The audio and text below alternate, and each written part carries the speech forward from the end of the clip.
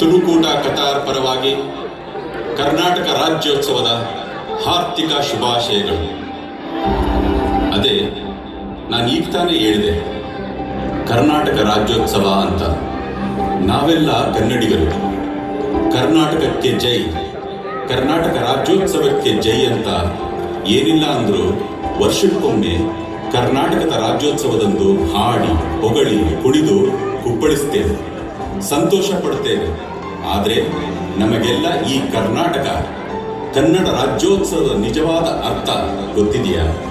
ಅದರ ಅಸ್ತಿತ್ವ, ಇಂದಿನ ಆಗು ಹೋಗುಗಳು ಅರಿವಿದೆಯಾ? ಇದ್ರೂ ಎಷ್ಟು ಜನಕ್ಕಲ್ವಾ? ಕನ್ನಡಿಗರಾಗಿ ಇದನ್ನು ತಿಳ್ಕೊಂಡಿದ್ರೆ ತಪ್ಪಾಗಲ್ವ ಬಾಂಧವರೇ? ಅದಕ್ಕಾಗಿ ನಾವು ಅಂದರೆ ಪ್ರತಿಷ್ಠಿತ ತುಳುಕೂಟ ಕತಾರ್ ಬಾಂಧವರು ಈ ದಿನ ಕರ್ನಾಟಕ ರಾಜ್ಯ, ಕರ್ನಾಟಕ ರಾಜ್ಯೋತ್ಸವ ಹೇಗೆ ಅಸ್ತಿತ್ವಕ್ಕೆ ಬಂತು, ಕರ್ನಾಟಕದ ಏಕೀಕರಣದ ಹೋರಾಟಗಳ ಮಹತ್ವವೇನು ಅಂತ ತಿಳಿಸಿ ಎಲ್ಲ ಹೋರಾಟಗಾರರಿಗೆ ಒಂದು ನಮನ ಅರ್ಪಿಸುತ್ತಾ ಇದ್ದೇವೆ. ಹಾಗಾದರೆ ಸ್ನೇಹಿತರೆ, ನೀವೆಲ್ಲ ತಯಾರು ತಾನೆ? ಬನ್ನಿ ನೋಡೋಣ, ತಿಳಿಯೋಣ. ಏಕೀಕರಣದಿಂದ ಕರ್ನಾಟಕದೆಡೆಗೆ ಏಕೀಕರಣದ ಅಲೆ, ರಾಜ್ಯೋತ್ಸವದ ನೆಲೆ.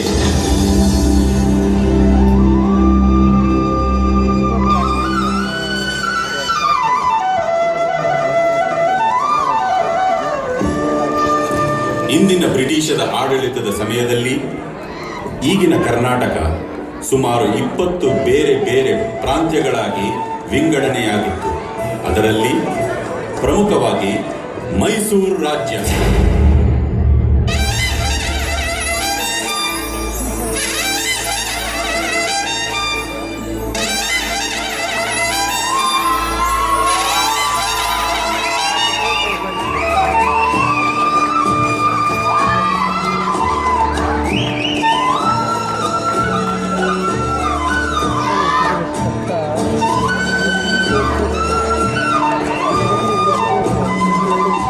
ನಾಲ್ಮಡಿ ಕೃಷ್ಣರಾಜ ಒಡೆಯರ ಆಡಳಿತಾವಧಿ ಕನ್ನಡ ಭಾಷೆ ಮೈಸೂರು ರಾಜ್ಯದ ಅಧಿಕೃತ ಭಾಷೆಯಾಗಿತ್ತು. ಬೇರೆ ಎಲ್ಲ ಪ್ರಾಂತ್ಯಗಳಿಗಿಂತಲೂ ಮೈಸೂರು ರಾಜ್ಯ ಎಲ್ಲ ರೀತಿಯಲ್ಲೂ ಮುಂದುವರಿದ ರಾಜ್ಯವಾಗಿತ್ತು. ಎರಡನೆಯದಾಗಿ ಹೈದರಾಬಾದ್ ಕರ್ನಾಟಕ.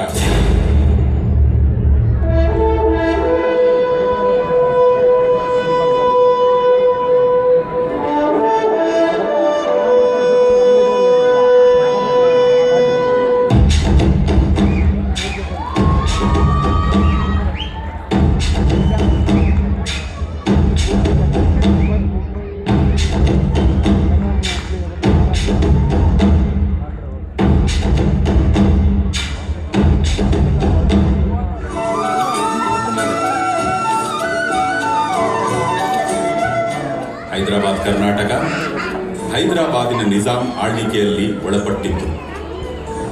ಉರ್ದು ಅಲ್ಲಿಯ ಅಧಿಕೃತ ಭಾಷೆಯಾಗಿತ್ತು. ಮೂರನೆಯದಾಗಿ ಬಾಂಬೆ ಪ್ರೆಸಿಡೆನ್ಸಿ.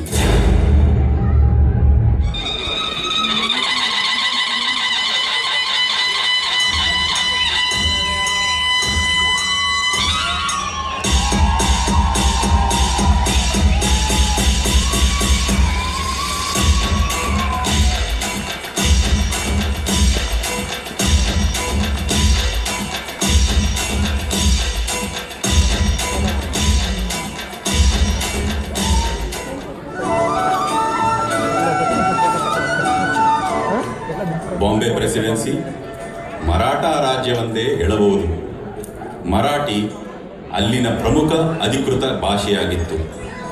ಹುಬ್ಬಳ್ಳಿ ಕರ್ನಾಟಕದ ಕನ್ನಡಿಗರು ಇದಕ್ಕೆ ಸೇರ್ಪಡೆಯಾಗಿದ್ದರು. ನಾಲ್ಕನೆಯದಾಗಿ ಮಡ್ರಾಸ್ ಪ್ರೆಸಿಡೆನ್ಸಿ.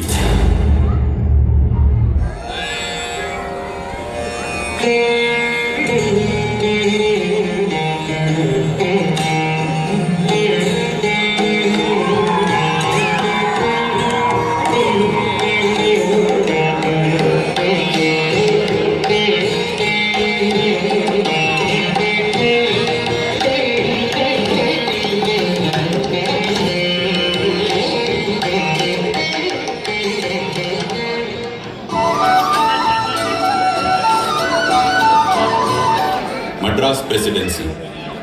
ದಕ್ಷಿಣ ಕನ್ನಡದ ಕನ್ನಡಿಗರನ್ನು ಮಡ್ರಾಸ್ ಪ್ರೆಸಿಡೆನ್ಸಿ ಪ್ರಾಂತ್ಯಕ್ಕೆ ಒಳಪಡಿಸಲ್ಪಟ್ಟು ತಮಿಳು ಅಲ್ಲಿನ ಪ್ರಮುಖ ಭಾಷೆಯಾಗಿತ್ತು. 5ನೆಯದಾಗಿ ಕೊಡಗು ಕರ್ನಾಟಕ.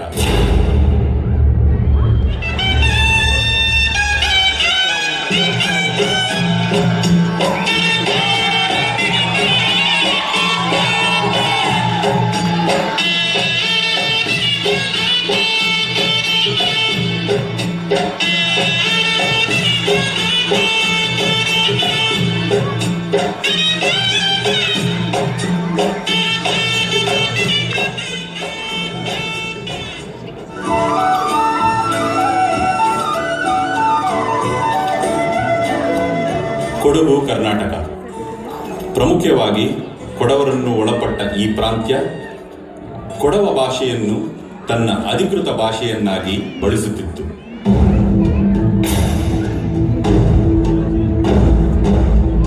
ಈ ಸಂದರ್ಭದಲ್ಲಿ ಮೈಸೂರು ರಾಜ್ಯದಿಂದ ಹೊರಗುಳಿದ ಕನ್ನಡಿಗರಿಂದ ಅಸಮಾಧಾನದ ಕಿಡಿ ಹಬ್ಬತೊಡಗಿತು.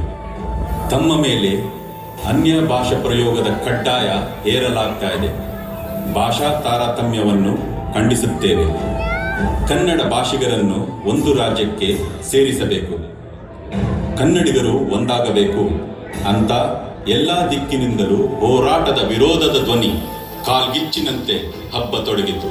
ಇಂಥ ಒಂದು ಪ್ರತಿಭಟನೆಗೆ ಏಕೀಕರಣ ಚಳುವಳಿ ಎಂದು ಕರೆಯಲಾಯಿತು. ಏನಿದು ಏಕೀಕರಣ ಅಂತೀರಾ ಸ್ನೇಹಿತರೆ? ಬನ್ನಿ ನೋಡೋಣ ಏಕೀಕರಣದ ಅಲೆ.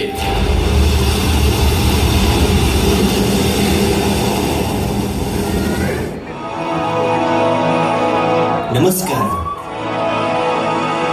ವಣಕ್ಕಂ. ನಮಸ್ಕಾರ, ಎಂದೇನಲ್ಲಿರಾ? ಸಲಾಮ್ ವಾಲೇಕುಂ. ನಮಸ್ಕಾರ. ನಮಸ್ಕಾರ. ನಮಸ್ಕಾರ. ವಣಕ್ಕಂ. ನಮಸ್ಕಾರ. ವಣಕ್ಕಂ. ಇಲ್ಲ, ಇದು ಸಾಧ್ಯ ಇಲ್ಲ. ಇಲ್ಲ, ಇದು ಸಾಧ್ಯ ಇಲ್ಲ. ಕನ್ನಡಿಗರೆಲ್ಲರೂ ಒಂದಾಗಬೇಕು. ಭಾಷೆಯ ತಾರತಮ್ಯ ಮಾಡತಕ್ಕದ್ದು. ಕರ್ನಾಟಕ ಒಂದು ರಾಜ್ಯವಾಗಬೇಕು. ಕನ್ನಡಿಗರನ್ನು ಬೇರ್ಪಡಿಸತಕ್ಕದ್ದು. ಕರ್ನಾಟಕ ಏಕೀಕರಣವಾಗಬೇಕು. ಕರ್ನಾಟಕ ಏಕೀಕರಣವಾಗಬೇಕು.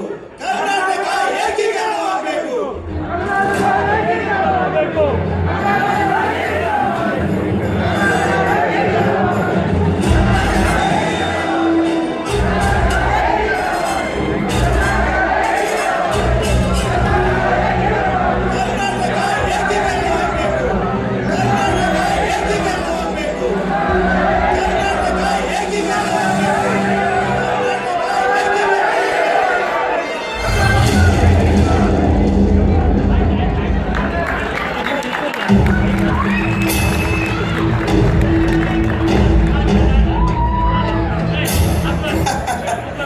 ಏನ್ ಸ್ವಾಮಿ, ಏನೆಲ್ಲರೂ ನೋಡ್ತಾ ಇದ್ದೀರಾ? ಇವರಲ್ಲಿ ಯಾಕೆ ಕಿರ್ಚಾಡ್ತಿದ್ದಾರೆ ಅಂತಾನ? ಅಲ್ಲ, ನಾನು ಯಾರಂತಾನ? ನಾನೊಬ್ಬ ಕನ್ನಡಿಗ. ಕನ್ನಡಿಗರಾಗಿ ನಮ್ಗೆ ಯಾಕೆ ಬೇಕಂತೀರಾ? ಹೋಗ್ಲಿ, ಬಿಟ್ಕೊಡೋಣ ಅಂತೀರಾ? ಅದೇಗೆ ಸ್ವಾಮಿ, ಅದೇಗೆ ಸಾಧ್ಯ? ನಾವು ಬಿಟ್ಕೊಟ್ರು ನಮ್ಮ ಹುಟ್ಟು ಹೋರಾಟಗಾರರು ಬಿಟ್ಕೊಡ್ತಾರೇನು? ಅದೇ ಹೋರಾಟ ಏಕೀಕರಣದ ಹೋರಾಟ. 1890 ಶ್ರೀಯುತ R.H. ದೇಶಪಾಂಡೆ ಏಕೀಕರಣದ ಪ್ರತಿಭಟನೆಗಳು ಗುರಿ ಮುಟ್ಟುವ ಸಲುವಾಗಿ ಧಾರವಾಡದಲ್ಲಿ ಕರ್ನಾಟಕ ವಿದ್ಯಾವರ್ಧಕ ಸಂಘದ ಸ್ಥಾಪನೆ ಮಾಡಿದರು. ಶ್ರೀಯುತ R.H. ದೇಶಪಾಂಡೆ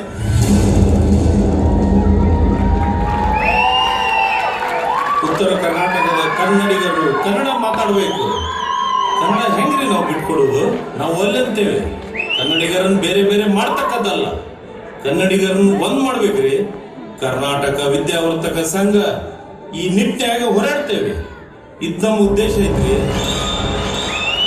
1903ರಲ್ಲಿ ಈ ಎಲ್ಲ ಹೋರಾಟಗಳಿಗೆ ಮಹತ್ವದ ತಿರುವು ಸಿಕ್ಕಿದ್ದು ಹುಬ್ಬಳ್ಳಿ ಕರ್ನಾಟಕದ ಶ್ರೀಯುತ ಆಲೂರು ವೆಂಕಟರಾವ್ ರವರ ಕೆಚ್ಚೆದೆಯ ಅನವರತ ಹೋರಾಟದಿಂದ ಶ್ರೀಯುತ ಆಲೂರು ವೆಂಕಟರಾವ್ ಕನ್ನಡಿಗರ ಮ್ಯಾಗ ಬ್ಯಾರೆ ಭಾಷೆ ಒತ್ತಾಯ ಮಾಡಬೇಡ್ರಿ. ಪೂರ್ತಿ ಮರಾಠಿ ಭಾಷೆ ಉಪಯೋಗ ಮಾಡಕ್ ಆಗುದಿಲ್ರಿ. ನಾವ್ ಇದನ್ನ ವಿರೋಧ ಮಾಡ್ತೇವ್ರಿ. ಭಾಷಾ ಮಹತ್ವದ ಮ್ಯಾಗ ಕರ್ನಾಟಕದ ಏಕೀಕರಣ ಆಗಬೇಕ. ಈಗ ಹೋರಾಟಕ್ಕೆ ಬೆಂಗಳೂರಿಗೆ ನಾವ ಕನ್ನಡ ಸಾಹಿತ್ಯ ಪರಿಷತ್ ಉದ್ಘಾಟನೆ ಮಾಡಕ್ ಹೊಂಟೇವೆ. ಕನ್ನಡದ ಉಸಿರ ಒಂದಾಗಬೇಕ್ರಿ. ಕನ್ನಡದ ಉಸಿರ ಒಂದಾಗಬೇಕು. 1915ರಲ್ಲಿ ಕನ್ನಡ ಸಾಹಿತ್ಯ ಪರಿಷತ್ ಉದ್ಘಾಟನೆ ಬೆಂಗಳೂರಿನಲ್ಲಿ ಆದರೆ 1916ರಲ್ಲಿ ಕರ್ನಾಟಕ ಸಂಘ ಶಿವಮೊಗ್ಗ ತಲೆ ಎತ್ತಿತು. ಹೌದು ಹೌದು, ಕನ್ನಡಿಗರೆಲ್ಲರೂ ಒಂದಾಗಬೇಕು. ಕನ್ನಡ ನಮ್ಮ ಭಾಷೆಯಾಗಬೇಕು. ಏಕೀಕರಣವಾಗಲಿ, ಏಕೀಕರಣವಾಗಲಿ. ಹೀಗೆ ಮತ್ತಷ್ಟು ಚಳವಳಿಗಳ ಅಲೆ ಎದ್ದು ಒಂದೊಂದಾಗಿ ಸಮ್ಮೇಳನಗಳು ಆರಂಭವಾಯಿತು. 1920 ಕರ್ನಾಟಕ ಸ್ಟೇಟ್ ಪೊಲಿಟಿಕಲ್ ಕಾನ್ಫರೆನ್ಸ್ ಧಾರವಾಡದಲ್ಲಿ ನಡೆದು ಆ ವರ್ಷದ ಕೊನೆಯಲ್ಲಿ ವಿವಿಧ ಮೂಲೆಗಳಿಂದ ಕನ್ನಡಿಗರು ನಾಗ್ಪುರದಲ್ಲಿ ನಡೆದ ಸಮ್ಮೇಳನದಲ್ಲಿ ಪಾಲ್ಗೊಂಡರು. 1924 ಬೆಳಗಾಂ ಸಮ್ಮೇಳನ, ಇದರ ಅಧ್ಯಕ್ಷತೆಯನ್ನು ಮಹಾತ್ಮ ಗಾಂಧೀಜಿಯವರು ವಹಿಸಿದ್ದರು. 10 ಜನವರಿ 1946 ಸಮ್ಮೇಳನ ಸರ್ದಾರ್ ವಲ್ಲಭಾಯ್ ಪಟೇಲ್ರ ನೇತೃತ್ವದಲ್ಲಿ ನಡೆದು ಏಕೀಕರಣದ ಚಳವಳಿಗೆ ಮಹತ್ವದ ಬೆಳವಣಿಗೆ ಸಿಕ್ಕಿ ಬಲವಾದ ಸಮರ್ಥನೆ ದೊರೆಯಿತು. ತದನಂತರ 1956 ನೆಹರು ಕಮಿಷನ್.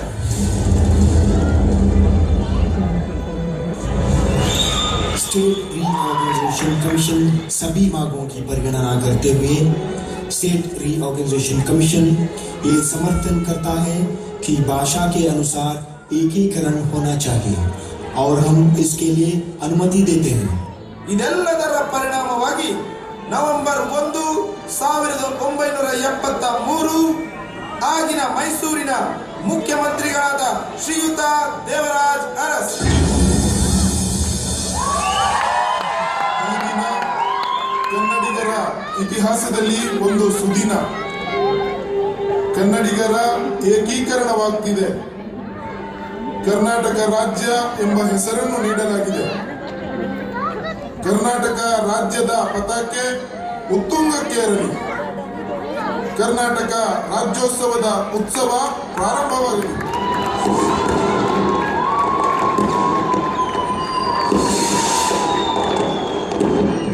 ಕನ್ನಡ ರಾಜ್ಯಕ್ಕೆ ಜಯವಾಗಲಿ. ಕನ್ನಡಿಗರಿಗೆ ಜಯವಾಗಲಿ. ಕನ್ನಡ ರಾಜ್ಯೋತ್ಸವಕ್ಕೆ ಜಯವಾಗಲಿ. ಇದೇ ಹೋರಾಟ ಕರ್ನಾಟಕ ಏಕೀಕರಣದ ಹೋರಾಟ, ಕರ್ನಾಟಕದ ಅಸ್ತಿತ್ವದ ಹೋರಾಟ. ಕರ್ನಾಟಕ ರಾಜ್ಯಕ್ಕೆ ಜಯವಾಗಲಿ, ಕನ್ನಡಿಗರಿಗೆ ಜಯವಾಗಲಿ, ಕನ್ನಡ ಭಾಷೆಗೆ ಜಯವಾಗಲಿ.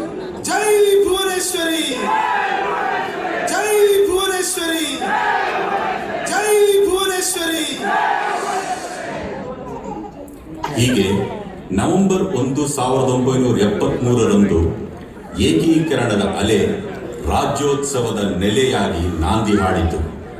ಹಾಗೆ ಕರ್ನಾಟಕ ಕನ್ನಡಿಗರ ಕಣ್ಮಣಿಯಾಯಿತು. ಬೆಂಕಿ ಬಿದ್ದಿದೆ ಮನೆಗೆ, ಬೆಂಕಿ ಬಿದ್ದಿದೆ ಮನೆಗೆ, ಓ ಬೇಗ ಬನ್ನಿ, ಎಲ್ಲರೂ ಎದ್ದೆದ್ದು ಓಡಿ ಬನ್ನಿ, ಎಲ್ಲರೂ ಎದ್ದೆದ್ದು ಓಡಿ ಬನ್ನಿ. ಕನ್ನಡದ ಗಡಿಗಾಯೆ, ಗುಡಿಗಾಯೆ, ನುಡಿಗಾಯೆ, ಕಾಯಲಾರೆಯ ಸಾಯವೋ ಬೇಗ ಬನ್ನಿ. ಬೆಂಕಿ ಬಿದ್ದಿದೆ ಮನೆಗೆ, ಬೆಂಕಿ ಬಿದ್ದಿದೆ ಮನೆಗೆ, ಓ ಬೇಗ ಬನ್ನಿ. ಕಾಸರಗೋಡು ಕರ್ನಾಟಕಕ್ಕೆ ಸೇರುವಂತಾಗಲಿ.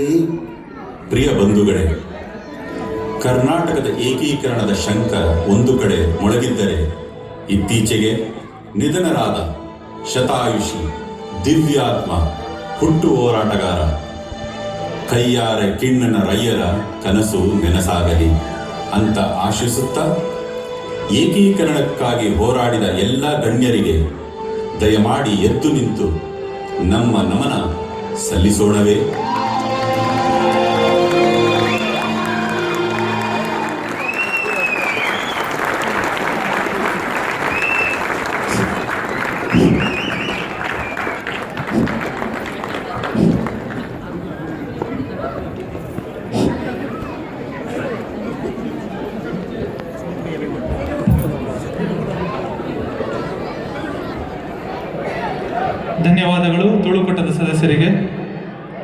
ಈಗ KMCA ಅಧ್ಯಕ್ಷರಾದ ಶ್ರೀಯುತ ನಿಯಾಜ್ ಅಹ್ಮದ್ ಹಾಗೂ ಕನ್ನಡ ಸಂಘದ ಮಾಜಿ ಅಧ್ಯಕ್ಷರಾದ ಶ್ರೀಯುತ ದೀಪಕ್ ಶೆಟ್ಟಿ ಅವರನ್ನ ವೇದಿಕೆ ಮೇಲೆ ಕರೆತೇವೆ.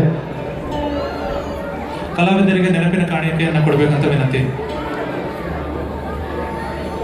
ನಮ್ಮ ನಾಡಿನ ಇತಿಹಾಸ, ಚರಿತ್ರೆ, ಏಕೀಕರಣದ ವಿಶೇಷ ಇದನ್ನೆಲ್ಲಾನು ಕೆಲವೇ ಕ್ಷಣಗಳಲ್ಲಿ ನಿಮ್ಮ ಮುಂದೆ ಅರ್ಪಿಸಿರುವಂತಹ ತುಳು ಕೂಟ ಕಥಾ ಕಲಾವಿದರಿಗೆ ಕನ್ನಡ ಸಂಘದ ವತಿಯಿಂದ ನೆನಪಿನ ಕಾಣಿಕೆ.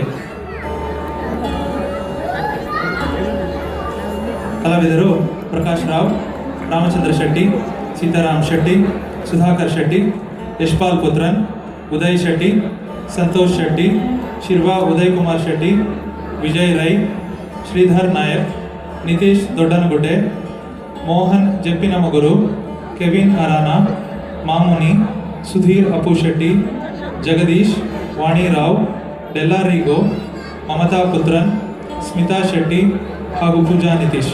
ಮುಖ್ಯ ಪರಿಕಲ್ಪನೆ ಹಾಗೂ ನಿರ್ದೇಶನ ತುಳು ಕೂಟದ ಸಾಂಸ್ಕೃತಿಕ ಕಾರ್ಯದರ್ಶಿಯಾಗಿರುವ ಡಾಕ್ಟರ್ ಪದ್ಮಶ್ರೀ ಆರ್ ಶೆಟ್ಟಿ ಅವರಿಂದ.